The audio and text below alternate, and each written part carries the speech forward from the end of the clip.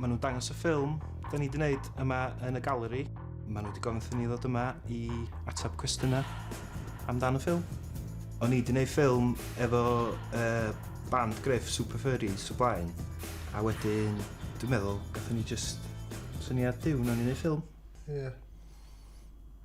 Dwi'n meddwl bod Separado yn golygu rhywbeth ar wahân, ond hefyd wedi ysgaru. A bod Cymru a'r Sgoniau rhywbeth o ddau les wedi cael ei ysgaru ag gilydd.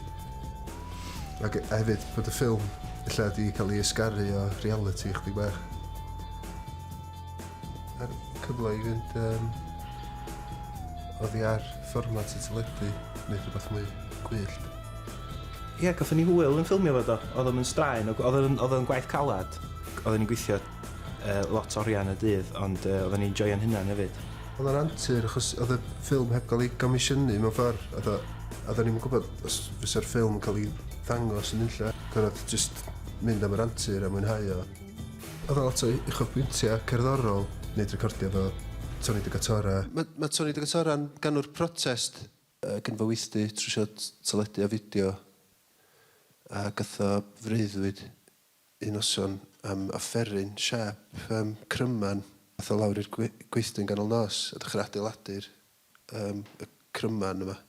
Nath o gymryd 3 mis i wneud o, oedd pobl yn dŵad i setio teledu gael ei trwsio ac oedd o'n troi nhw ffwrdd. Mae rai fi orffan y cryman. Ar ôl 3 mis, nath i wraig o adal o. Nath o ddechrau gwneud gigs. A wedyn, oedd bobl yn clywed am y dyn anhygoel ma'n. Nath i wraig o darllen amdano fo mewn cylchgrawn a meddwl, dwi'n mynd i fynd nôl ato fo. Ond oedd hi wedi rhoi llwyth o bwysau ymlaen. A nath o'i gwrthod hi. Un peth amdan y ffilm oedd bod o'i wneud efo teulu Gruff, a dwi'n meddwl oedd Gruff yn teimlo ydym bach yn nerfus am dod â criw ffilmio i mewn i sefyllfa teuluol. Dwi'n meddwl job ni yn y sefyllfa yna jyst i cadw allan o ffordd a jyst gadael pethau digwydd yn eitha naturiol, ti'n bo? Dwi'n meddwl cael cynnal gwyl ffilmio jyst am ffilms am renne. Achos mae o'n ysbrydoli gynt o bobl. Fel beth mae'n neud. Felly pan fath o'i Cymru gyntaf, am siŵr bod o'n... Bod pobl yn pinsio hynny. Bod y fath o'i bodoli. Oedd yn chwarae gitar mewn dyll. Oedd ei America ac yn canu Gymraeg. Mae'n eitha o boi charismatic yn di.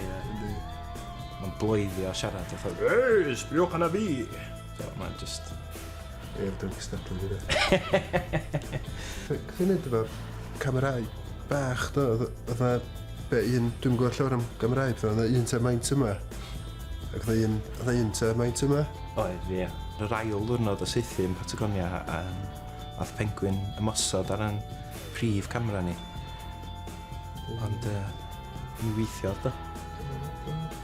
Pan mathon ni nôl, oedd na loads o stwff, oedd 5 gwahanol peth ar teledu munud nathon ni landio nôl.